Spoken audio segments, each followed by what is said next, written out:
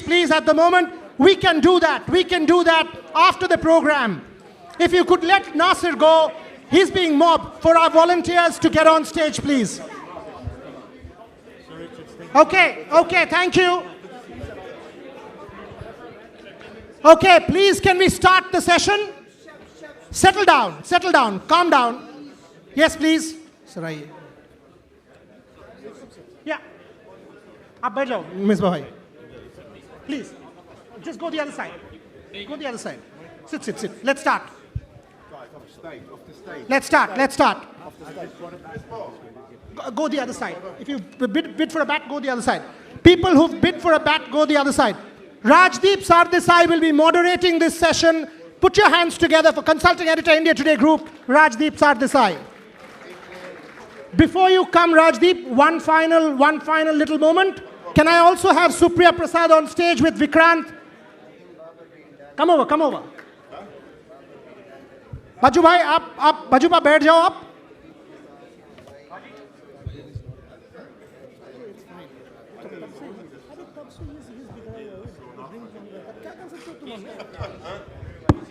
Okay, Supriya, can you come on stage? Call Rajdeep, on stage. No. He wants a picture with all of you. बच्चों आप अगर बैठ जाओगे then we can start. और है कौन? नहीं, बैठ जाइए. So we'll stand behind them. बच्चों आप सामने बैठ जाओ. Where is Sunny bhai? Rajdeep, आप बैठ जाइए.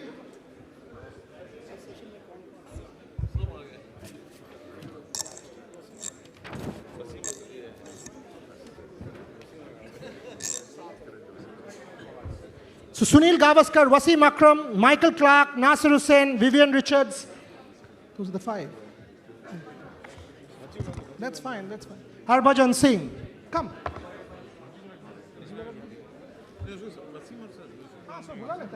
Can we have...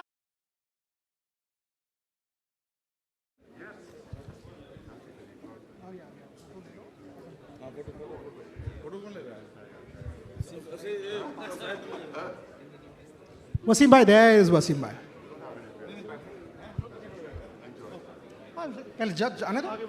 Wasim bhai आगे. आप बैठ जाओ. Okay, we'll take a quick photograph with the India Today team and we will get going with the final session.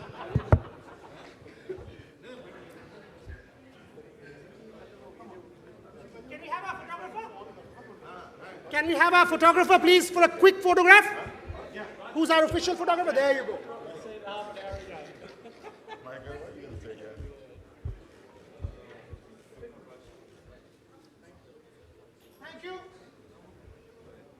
Thank you so very much. Do you want one? No, but yeah. He's going. So then just move on. Ladies and gentlemen, over to Rajdeep Sardesai for the finale.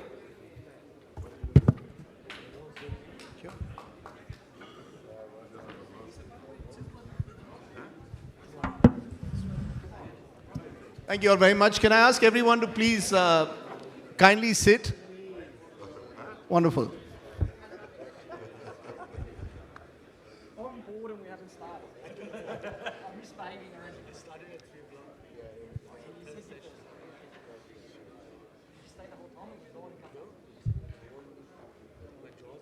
Himanshu, आपका camera open.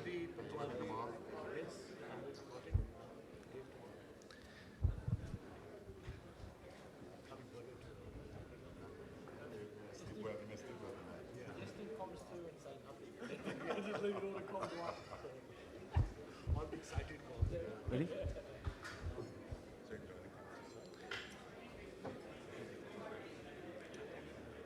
Thanks. Hello and welcome, ladies and gentlemen, to the grand finale of Salaam Cricket, coming to you here live from the Lord's Cricket Ground, site of many historic triumphs and site of the 1983 World Cup final that India played and won. And of course now the 2019 World Cup final. Who will win the World Cup? We're joined by the League of Champions, as we are calling them. I want to welcome on the show, from my extreme left, Nasir Hussain, captain of the England team 2003. Misbah-ul Haq, former captain of Pakistan. Michael Clarke, three-time World Cup winner, including as captain in the previous World Cup from Australia. Next to him, the legend of the game, arguably the greatest one-day cricketer the world has ever seen, Sir Vivian Richards, winner of 2 World Cups, 75 and 79. Wasim Akram, man of the match when Pakistan incredibly won the World Cup in 1992. We have the greatest batsman and the greatest bowler that one-day cricket has ever seen sitting next to each other. And next to them is someone who's been a legend of his times, the greatest opening batsman the world has ever seen, Sunil Gavaskar. So this is, in a sense, truly a League of Champions.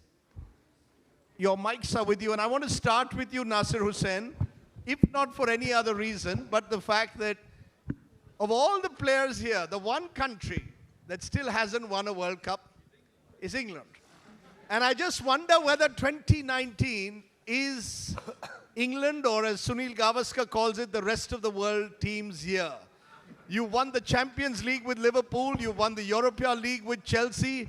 Is this the year of England at the end of the day? Can you finally say we are world champions?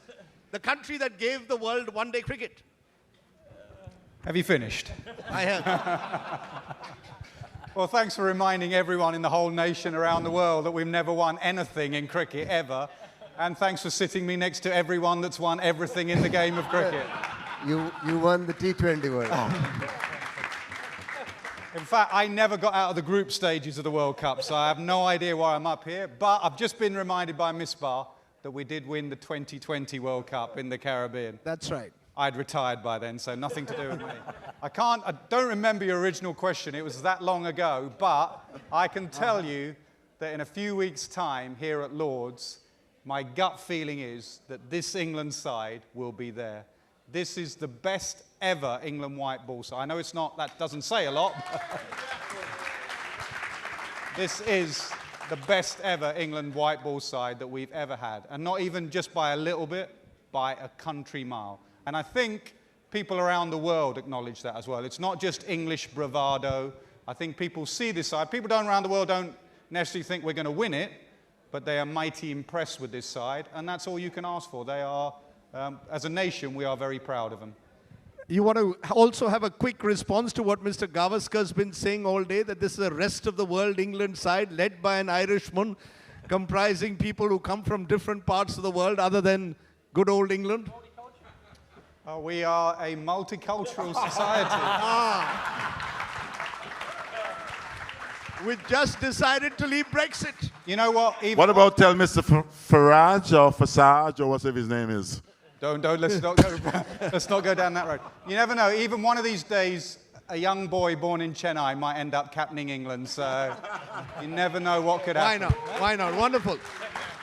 Let me get the Australian to respond, because, you know, an Englishman has come and straight away set the ball rolling by saying he believes that there will be an Englishman, an Irishman, lifting that trophy come next month. Do you, as an Australian, believe that for the first time in World Cup history, England are truly favourites, Michael Clarke? I do believe they're favourites, yes. I think they are. They've earned the right to be the number one-day team in the world over the past 12 months. Probably a bit longer than that. The way they've played, they've been very consistent. I don't believe they're going to win this World Cup, though. I believe Australia's going to win this World Cup. Well, but they might play England in the final. They might not. I think England will certainly be in the top 4, but I honestly believe the way Australia's playing, the momentum, the confidence they have, having the 2 great Australian batsmen, Steve Smith and David Warner, back in the team, I think Australia's primed for this World Cup. Why is it? Do you believe the English will bottle it up, is it, in the end? Pressure will get to it, home pressure, which you endured just 4 years ago and won. I don't think it'll be pressure. I just think, I probably think if Australia play England in the semi-final, I think they'll beat them there. If Australia play England in the final, I think they'll beat them there. So I don't think it'll be about necessarily the pressure. I just think at the moment, if Australia keep their best 11 fit. I just think they are primed for this World Cup. I see a lot of similarities to 2015.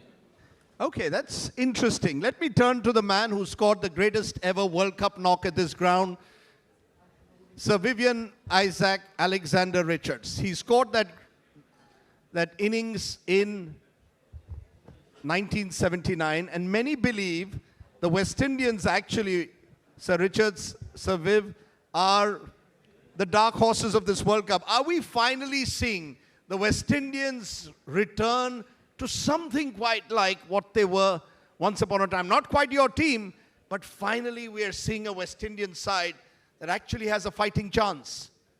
What I love about this West Indies team that I would have seen against Pakistan is that they're physically blessed in so many different areas. But at the end of the day, just the height of the guys. We saw Mr. Thomas, we saw Andre Russell, did some things that I believe could set the pattern for West Indies going all the way. Going all the way. All the way. Because those are the things used to frighten guys in the past. Used to scare guys. Short-lived deliveries, and Pakistan just recently didn't quite handle it that well.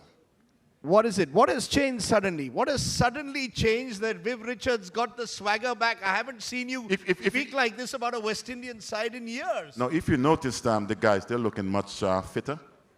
And that's all to do with the fact that they have found a formula for them to believe that they can go all the way. And I believe it. I believe it.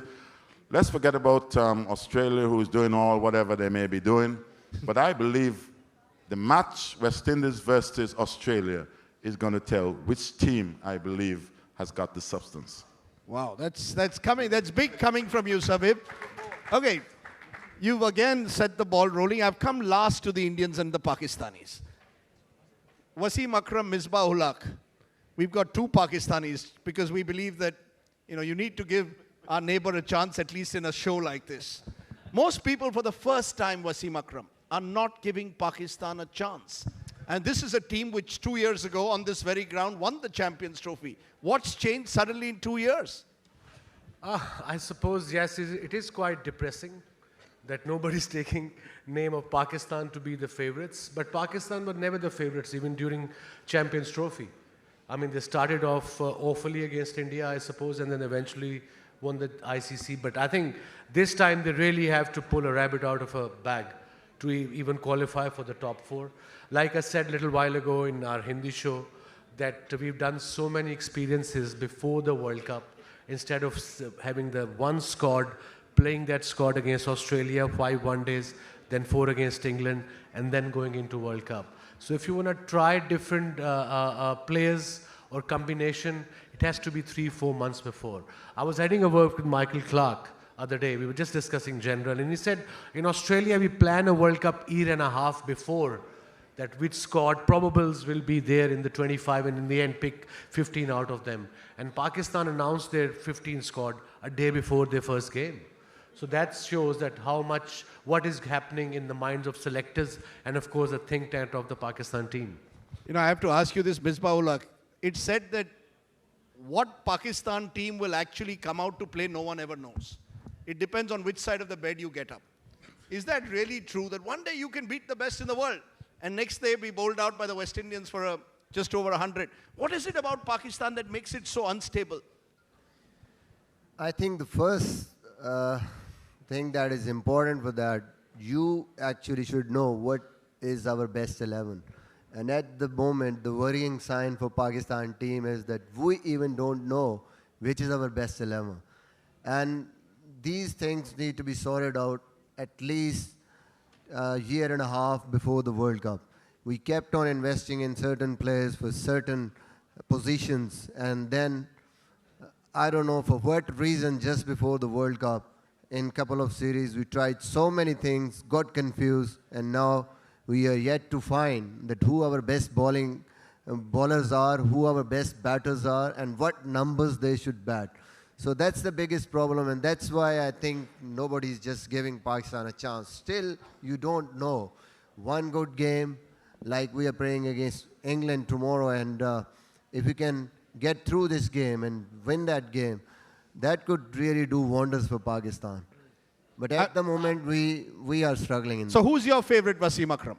For the World Cup, I'll get to it. And I think the certain players he's talking about, it's Shoaib Malik and Mohammad Hafiz. They are senior players. You have those players in the squad in 15. If you pick them up, you got to play them. So they don't know who to play now, either Shoaib, Malik, or either Hafiz.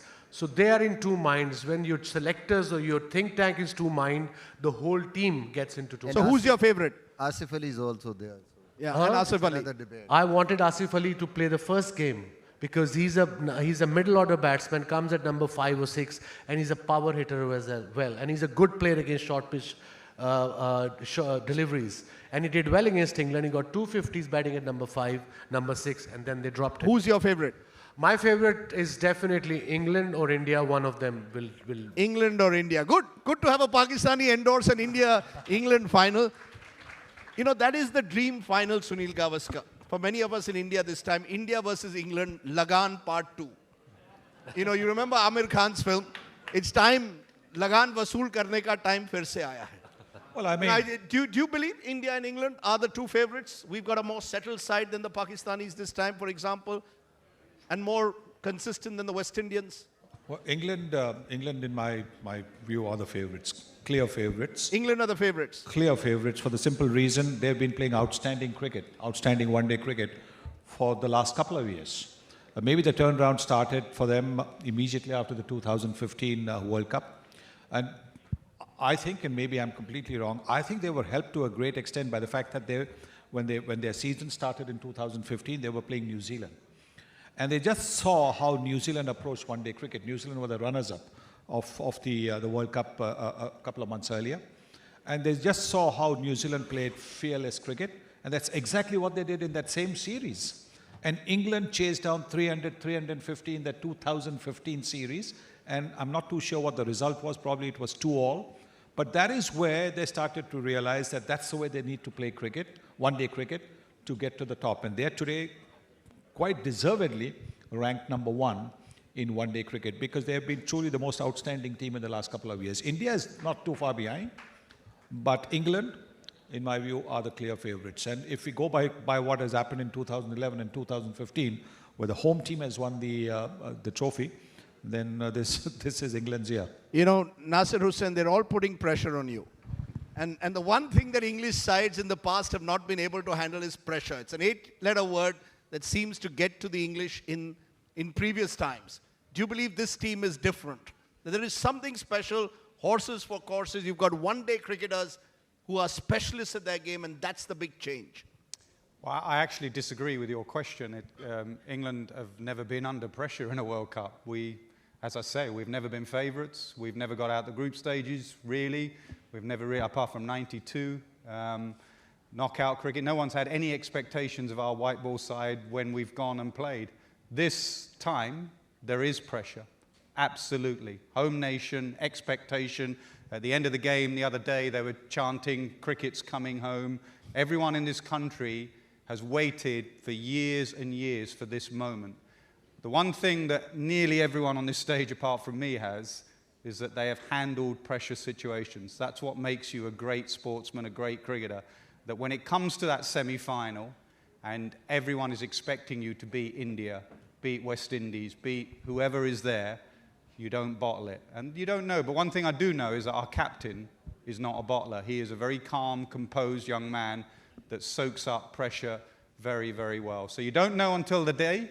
I think it was Alan Knott that once said to me, actually, about how you handle pressure. You have to try and convince yourself it's not that important when actually you know it is seriously important. So those mind games are going to be very important. There's no point Virat Kohli in a World Cup final turning to his team and saying, "Do you know how important this is? There's billions of Indians that really want you to win." He'll be saying, just go out and express yourself. And I think that's what Owen Morgan will be doing as well, as will every captain.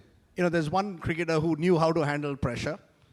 So, Viv Richards, you were smiling when I asked that question to Nasir Hussain, because you know a team or two of England who in the past, including in that 79 World Cup final, simply couldn't handle what you did on the big stage. Is it about the big stage? At the end of the day, a World Cup final is handling the big stage.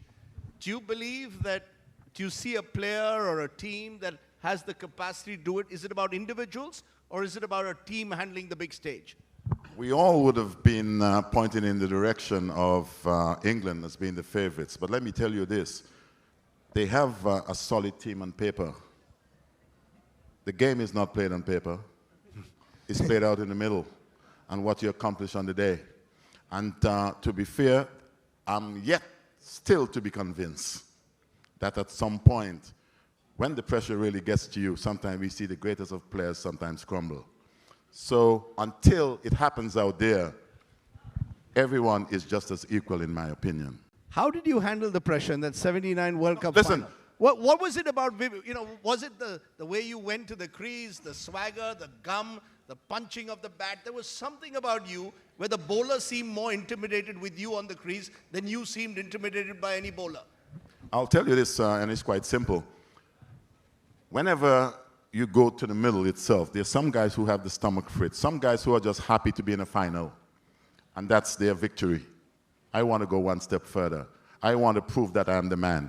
Because when you come to this place, which is, in my opinion, the Wembley of cricket, it is so important that you will remember. Everyone remembers what you do. Regardless of how you got there, everyone remember what happens on the final day. And those are the big guys who turn up. If you turn up that day and you believe more than the others, you're going to have your success. You sure turned up on more than one occasion. Someone else who turned up was Wasim Akram, 1992. What did Imran Khan tell you that day? Is it about, there are not a billion Pakistanis, but a lot of Pakistanis back home who are backing you? Or did he say, forget about it, just enjoy? Yeah, I didn't mention anything about that, the whole Pakistan is watching. We knew that. He was stating the obvious.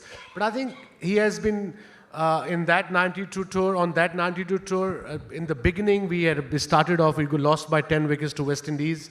And then we got out 70 all out. But he'd been saying all along, we will win this World Cup. I have a feeling we will win this World Cup. He was injured himself. He was having this painkiller injection in his shoulder. So that belief, he put it into our mind, and we eventually qualified. We won against New Zealand in New Zealand, who won 7 games out of 7 on a trot. And we played the 8th game. We won that game comfortably by 8 wickets. And then the semi-final, wherein Zamam played a brilliant knock. Javed was batting with him. Javed Miadad, who got 50. But he was the one who actually was handling in Zamam. And then the final, I think before the game, I felt light. I didn't feel any pressure. I felt light. I felt like I could fly. So Really? Really, I felt very, very light. And that probably did the trick there, probably, because there was no pressure. I wasn't thinking what people are watching or not watching. I was focusing on that game on that day. You're quite modest, man. I watched that, and to me, you are very special. Thank you, sir. You came around the wicket, and it's not often that you see a left armer come around the wicket and get that ball to straighten up on the occasions. You bowled some serious deliveries that day. Thank you. And Thank you, sir. Come on, you're belittling yourself, man. You're madness.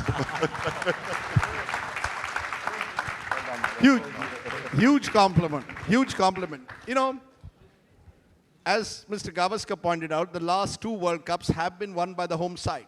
Yeah. So in a sense, it appears that teams are now realizing how to handle home pressure, Michael Clarke. You won it with the Australians 2015. India won it with Dhoni in 2011.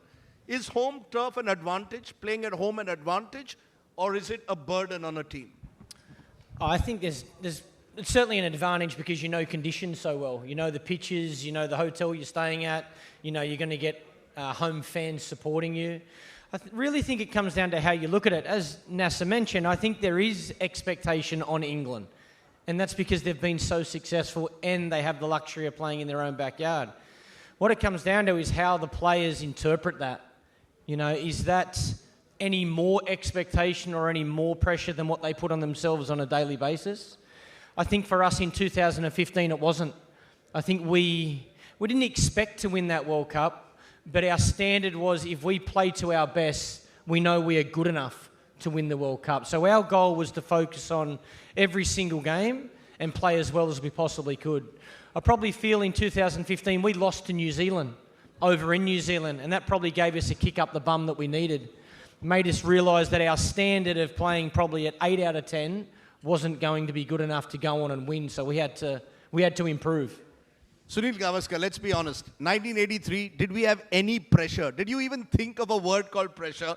You're playing arguably the greatest team that there ever has been. We don't want to remind Sir Viv about what happened that day. He still gets nightmares. But at the end of the day, is that an advantage to be an underdog? When you're an underdog and nobody expects you to win. Bangladesh defeats the mighty South Africans. First big upset of the World Cup. If you're an underdog like Bangladesh, maybe you can certainly upset the odds. This could well be Bangladesh's year. Who knows? They're exactly in the same position today that you were in 1983. Yes, I think the fact that there's no pressure of expectations plays a big role, because that whatever happens, people are saying, oh well, they're not really going to win. So that was probably the situation when we played the West Indies in 1983 when we went there. We just wanted to savor the moment. We just wanted to enjoy the fact that we were in the finals, because that was a big thing. The 75, 79 World Cups, we had not even qualified for the knockout stages. So just to be there was something special. But having said that, we also had the belief that we had beaten the West Indies in the first match of the tournament, of that year's tournament. And that had given us belief that, look, we can do it. We've done it once, why not we can do it again? But by no stretch of imagination can all of us put our hands on our heart and say, no, we knew we were going to win. But we knew that we had done enough and we deserved to be in the finals. That's what we knew, and we were going to go out there and give it our best. The great man is smiling. He's listening to you and smiling and remembering that day.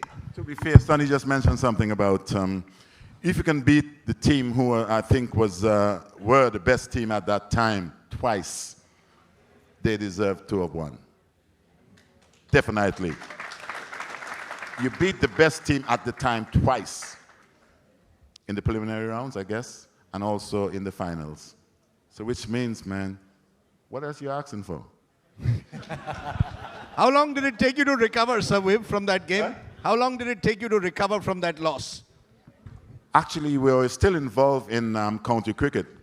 And Sonny, who would have had a stink at Somerset in himself, and Joel Garner and myself was to go back to Somerset that morning. And I became enthralled with the tableau, because we are staying just across the road, and we went to bed with the tableau.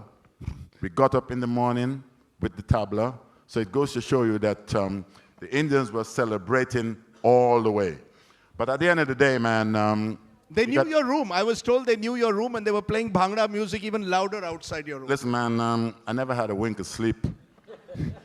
But when you win, man, anything happens, I had some champagne in the room and it was sour. Misbah-ul Haq, is it for India and Pakistan, particularly for Pakistan in this World Cup, you've got to win on 16th of June. Whether we win the World Cup or not, you've got to defeat India, something that no Pakistani team has done yet in a World Cup. Do you think at some level an India-Pakistan match is even bigger pressure than a World Cup final? You can say that because obviously everybody wants in India and Pakistan, everybody wants their team to win. And in the current situation, I think Pakistan team will want this more than any other team, because generally we are not doing well. So they'll be expecting that if we can win this game, then that can really help to boost the confidence of the team.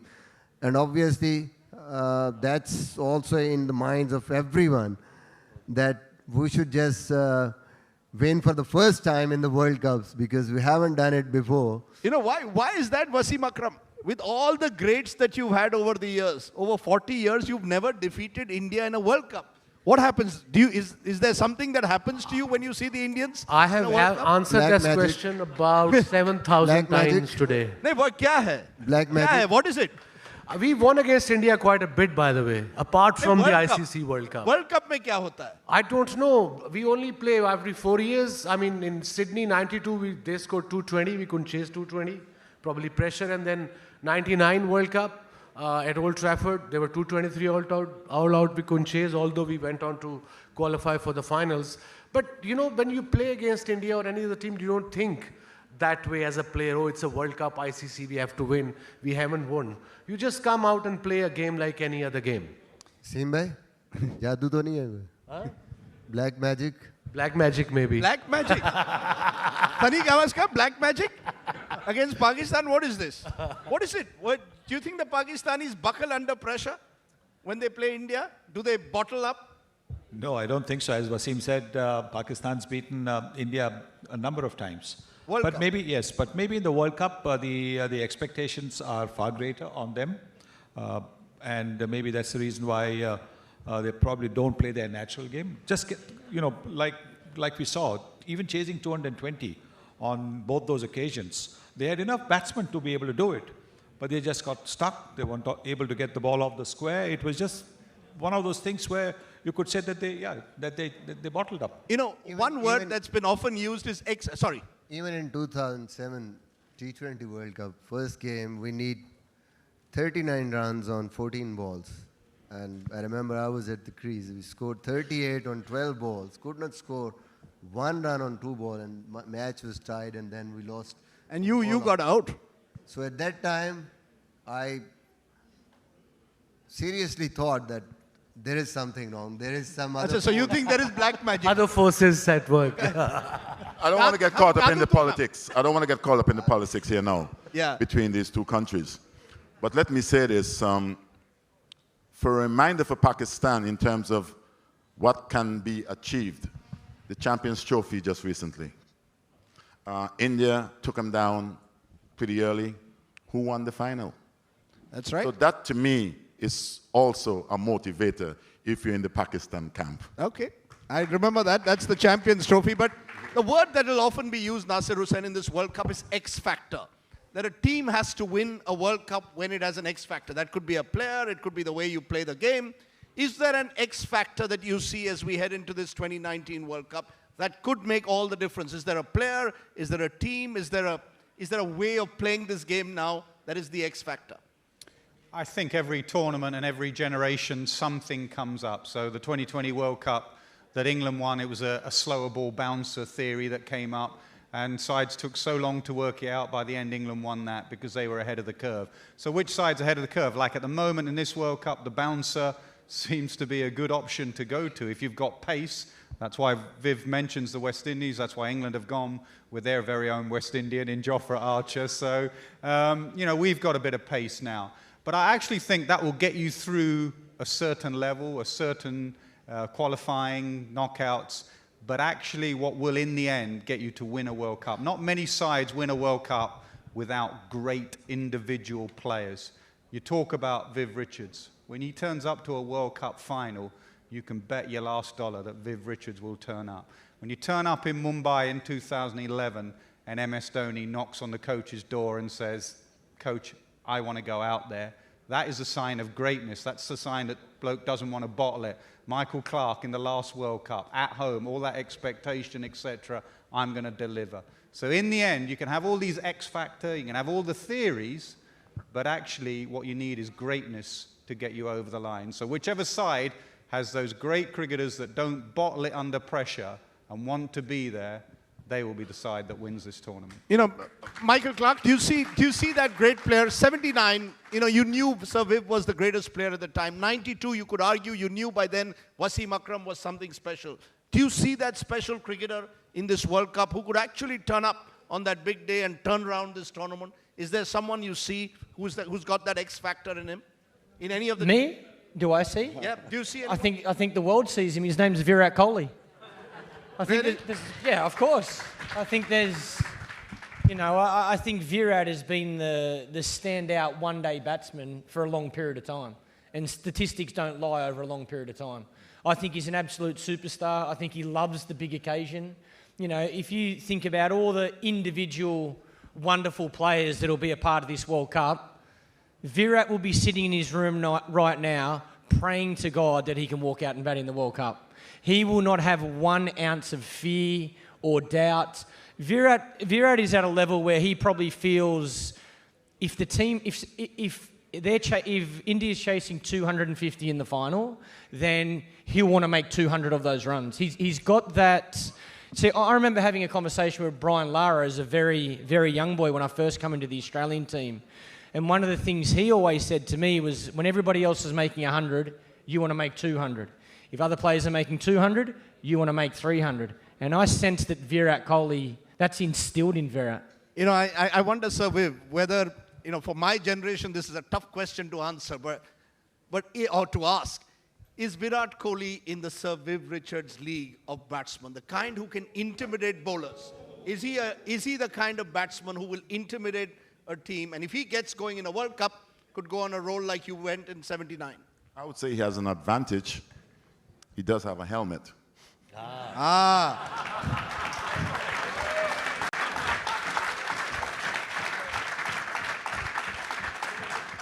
True. You see any... But to be fair, apart from Virat, let's look. Nasser, I think, is pumping the English side up. And I believe that England do have some players who can hurt you. Jos Buttler, I'm a fan of Jos Buttler, and I think he's very special. And I think this World Cup, we could see people like Owen Morgan. He just looks so cool, in my opinion, as free as anything else. And when you have guys, you know, who are pretty clear in their minds what they can accomplish, that's pretty dangerous. Wasim Akram, you see any player with that X factor in this obviously, you know, the names that took Virat Kohli's up there, Jos Buttler from England, and I reckon this one guy from Australia who came back after 1 year, David Warner, because he seems to me he's very hungry, and he has a point to prove, and he has been match winner in all the 3 formats for Australia from last 5 to 6 years consecutively. I think he's a player to watch as well in this World Cup. You know, it's interesting. Most of you are throwing batsmen as your X factor. Let me throw a bowler at you. I get a sense that while all this attention is on Virat Kohli, Jasprit Bumrah is quite simply the best bowler in the world. Do you agree with that, Sunil Gavaskar, that he is the kind of bowler who could actually win you a World Cup? Bowlers reportedly don't win you World Cups, but as Wasim Akram proved, sometimes they can.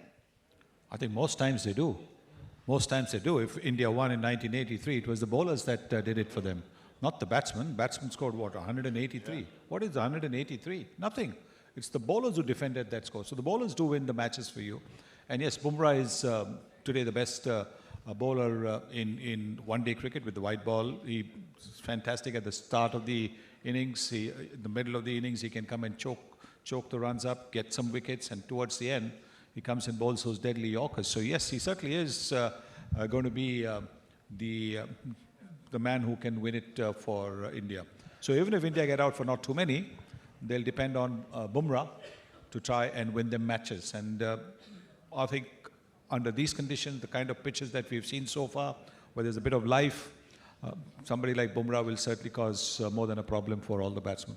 You wanted to make a point. Yeah, you know why Bumrah is so consistent? You know, when I hear commentary and, you know, critics in cricket, when they talk about how come he's not bowling Yorker, how come he's not bowling Yorker outside off stump? Because it's a difficult delivery to bowl. And Bumrah have mastered it. As a bowler, you got to have that confidence and believe in yourself when you're running in to bowl that particular delivery. And it's practice. You have to practice it, obviously in nets and then during the game, every time, and you get it right. And he gets it right, 99% right. So he's got control on that, you know, delivery. They'll give you wickets and a couple of dot balls under pressure. You know, you get a sense, Nasir Hussain, and you know this country better than anyone else, given the state of the wickets and the way the game is now played, even 350 is chaseable. In that sense, do you believe that it's ultimately about the batsman? I know that people are citing bowlers, but this World Cup, given the rules of the game, the white balls, 2 white balls, smaller boundaries at times, is less seam, no helmets. Is it now purely a batsman's game more than ever before, particularly with T20 cricket making even 350 a possible total to chase? Yeah, I think it has gone a little bit too far towards batsmen. It should be an even contest between bat and ball. I think Test match cricket should slightly favour the bowlers. That's when it's the most watchable. And I think one-day cricket should slightly favour the batsmen because that's when it's most watchable. But I do believe in the last couple of years, it's gone, nearly every law change has been about batting. You know, 2 balls so that it doesn't swing at the start, it doesn't swing at the end, fielding restrictions, smaller grounds because of health and safety and everything that goes on, so bigger bats. But yeah, you have to give credit to the batsmen as well. They are highly skilled, If you go around a swimming pool with some of these sides now, India, England, you're quickly putting your top on because they are all built like Sir Vivian Richards was in the day. They are all strong. They can hit a ball like golfers now hit the ball further. Cricketers just hit that ball further. So you have to give the batsman credit. But going back to your thing, I still agree with Sunil Gavaskar and the guys up here. Actually, because of that, it will be your bowling attack, your best bowling attack, that will win you. And you have to look at a varied bowling attack as well. I saw New Zealand the other day with Bolt, then you had a bit of Henry, then you had a bit of Ferguson, spinner, a little dibbly-dobbly, sides who have a varied, because already in this tournament we've had a quick pitch at Trent Bridge, a green pitch at Cardiff, a flat pitch at the Oval today, a bouncy one at the Oval the other day, so you're going to need a varied attack. It's not just about the batsman. Your best bowling attack might well win this. And what we are finding, Michael Clark, which is interesting, is every team now has at least one spinner, an attacking option in a spinner, and many of them have leg spinners. I mean, whoever thought that a World Cup team every team would actually have a prize leg spinner, from a Rashid Khan to a Zampa to a Tahir. It seems to be the new way of playing the game. Get the leg spinner in the middle overs, hopefully he gets a couple of wickets, changes the way the game is played. Well, I think captains are looking at using spin differently now. I think they're using him as an attacking weapon instead of a defensive weapon. They're using the spin to try and take wickets versus trying to save runs, and I think that's been great for spin bowling and great for one-day cricket. So, yeah, look, I have no doubt that spin will play a part through this World Cup. And the other side of that, how batsmen play against spin is going to be very important as well. We've seen when the wickets suited the fast bowlers, the game recently, Australia versus Afghanistan, the Afghanistan batters took on Adam Zampa because the ball wasn't spinning. So I think the spin bowlers are going to need to be prepared for that as well, that sometimes they're going to get hit, but I still think they're going to play a huge role. But, you know, sir, when we see the batsmen, not just from the West Indies, across the world with these heavy bats, hitting the ball way into the crowd, even miss hits going into the crowd, do you sometimes miss playing the game now with a slightly heavier bat? I mean, I've often wondered who would hit the ball harder, Andre Russell or Sir Viv Richards? And my answer is Sir Viv. Sir Viv. To be fair, I would have loved them to use the bats I did. I don't think they would hit as far as they did then. But the bats today are solid, in my opinion, and to be fair, it doesn't do justice. We hear about the bowlers being like cannon fodders. That shouldn't be. I think they should be given an equal opportunity as the batters themselves for them to fulfill their skills. Because when you see a guy mishook a ball and he goes there for 6 over fine leg on a 65-yard boundary, that to me is saying that it's a batsman's game. Did you ever play a switch hit or a reverse sweep in your life, Sir Viv? You didn't need to. No, I didn't worry about that. I always like to keep the ball in front of me, man. I didn't even like to sweep the ball because I've always felt that without a mouth guard, because I was to have my chewing gum. A little top edge, so keeping it in front of me, man, was always the best way. You know, Wasim Akram, something, you know, when you're a legend and, you know, you can play, you can adjust. Sir Viv would have adjusted to the game, no doubt about it today. What's the biggest difference you're seeing in the way they're playing the World Cup now to even when you last played the World Cup, which is not too long ago, just about 15 years ago? So what's the biggest change that you're seeing at the moment in the way that cricketers are approaching this game?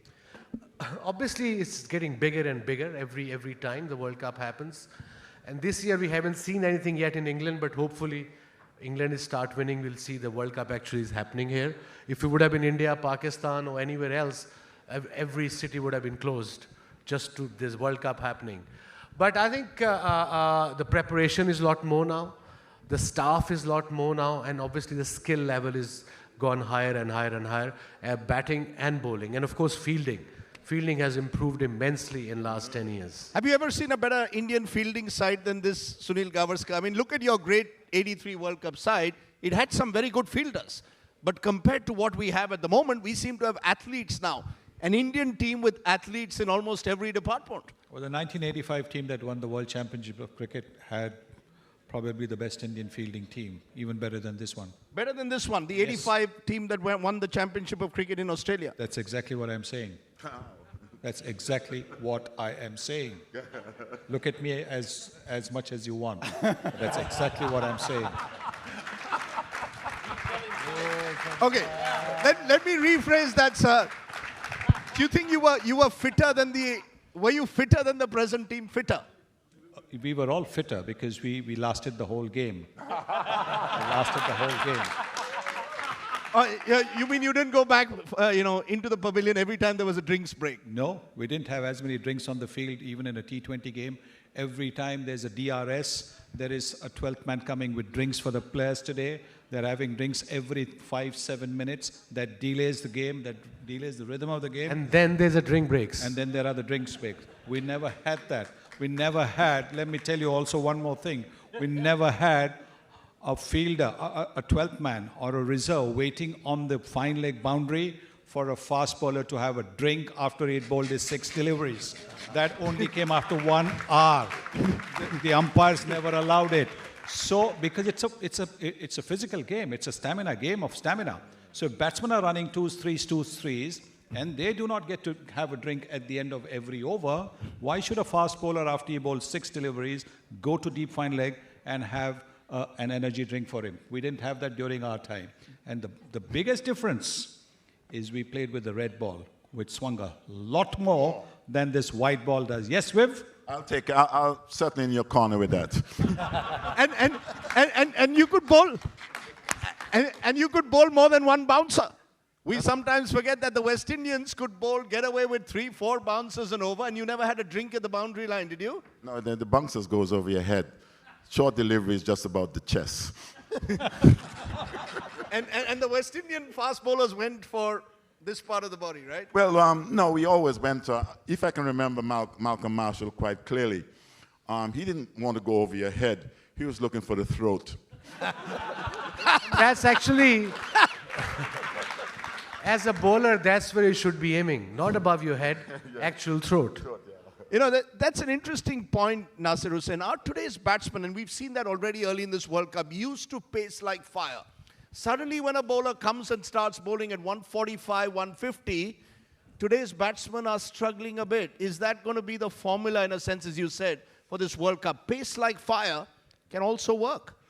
Yeah, I mean, so far, I'm lucky enough to work with Michael Holding, obviously, at Sky. And Mikey has always said, as Viv will know, that pace just does funny things to batters. I mean, that's why the great Sunil Gavaskar is one of the greatest batsmen of all time, to bat without a helmet, and his record against that great West Indies bowling attack, that's the end of that conversation, basically. So, you know, pace does do funny things, although it was easy to get it over Sunny's head back then. But, you know, the issue is, let's not take too short a sample size here. That's been it at the moment. There will be certain sides that won't be bullied by the short stuff. Like India, for example. India 15 years ago, you could go a lot of short stuff, and a few of them would be a bit windy with it. This Indian side, Rohit plays it pretty well, Virat plays it pretty well, Shikhar plays it very well. There's a few that play it pretty well, so you better have a plan B, is what I'm saying. Pakistan, yes, the other day, they got it wrong, but don't just, like England tomorrow might play Wood and Archer. Just be careful that pace isn't everything. Pace and accuracy and a bit of movement is important as well. Okay, I've just got a couple of minutes on the show. Let's talk about the 4 semi-finalists. Misbah, you start. Who are your 4 semi-finalists in this World Cup? Who are the 4 teams that you think will make it to the semi-finals? I think everybody just agreed upon 3. We are just fighting for the 4th place, and So who are the 3? England, India, and Australia? Australia definitely. And who's the 4th? 4th, obviously, we go for Pakistan, but we have to fight it out. Good.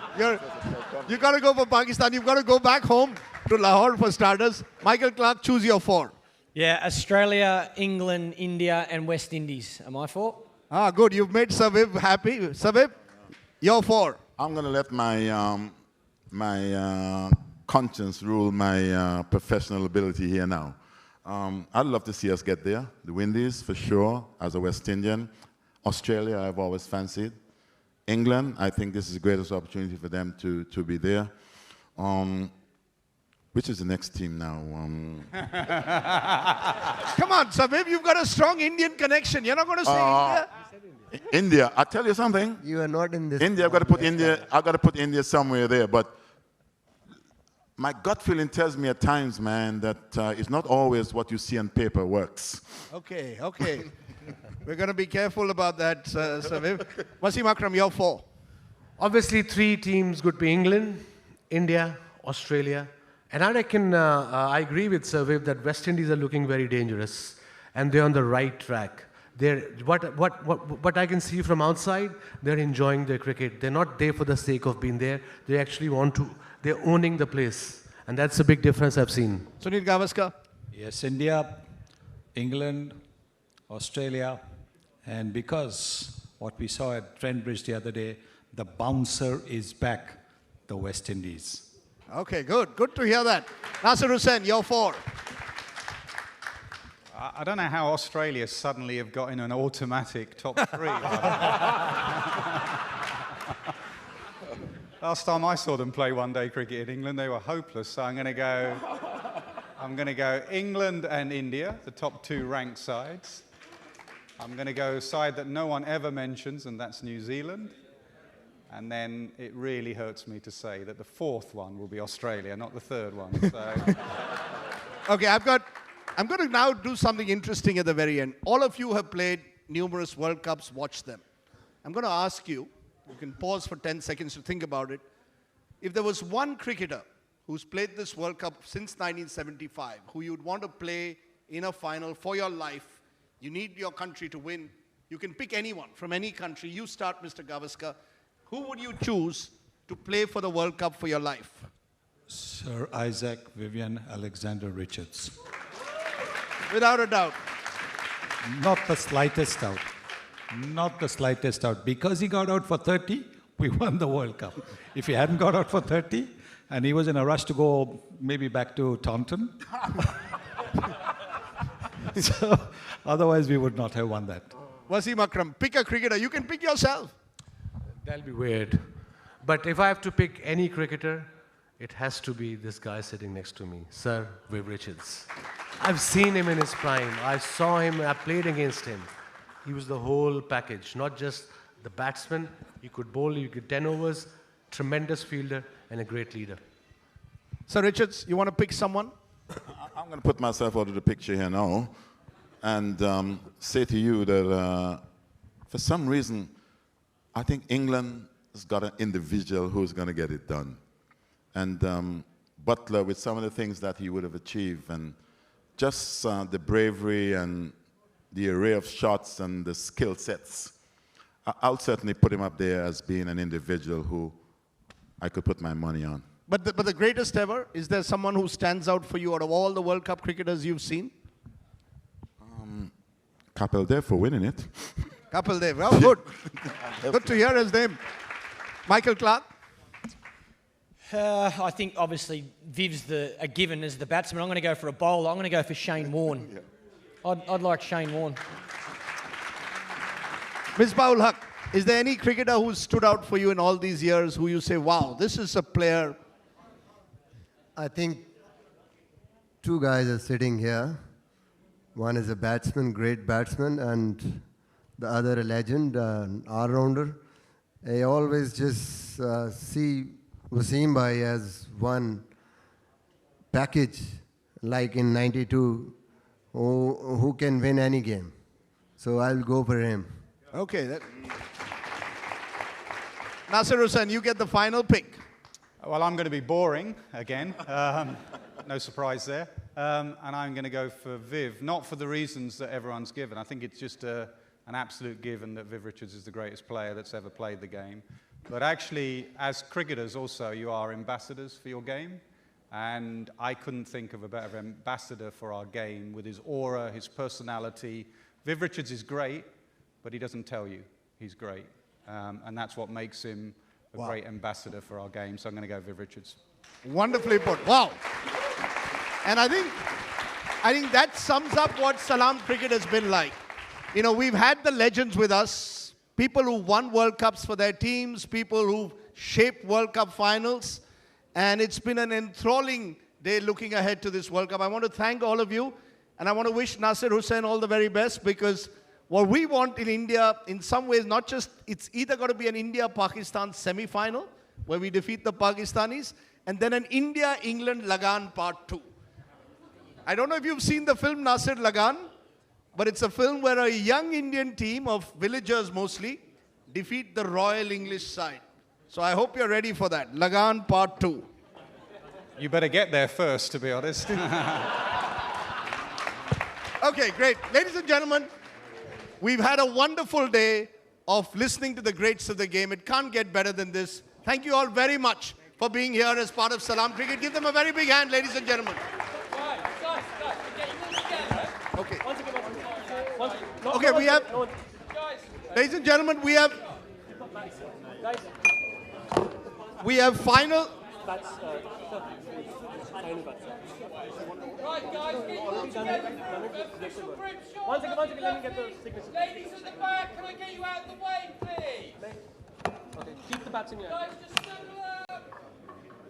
That's brilliant. Look at it, just me, guys. Just me. Here we go, official shot.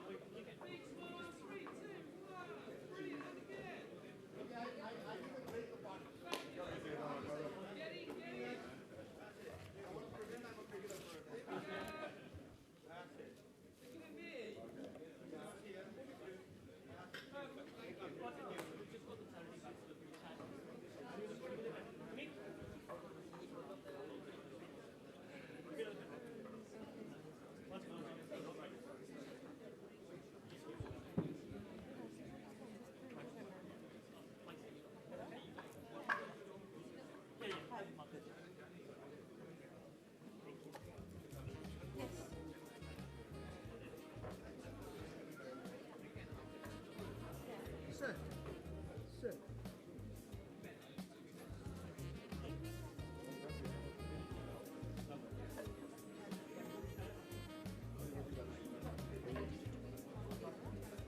Thank all the sponsors.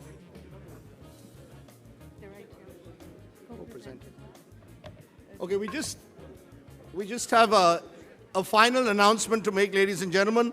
We'll have cocktails and dinner in a moment, but we'd like to thank our sponsors. Please give a big hand for Omax, which has co-presented this. It's driven by Renault. Our associate sponsors are Sira, Sioxme, Instagram, Reel, on-ground partners, ITW, Playworks, and Mans Media. So thank you all very much to the sponsors for being part of the event. Thank you.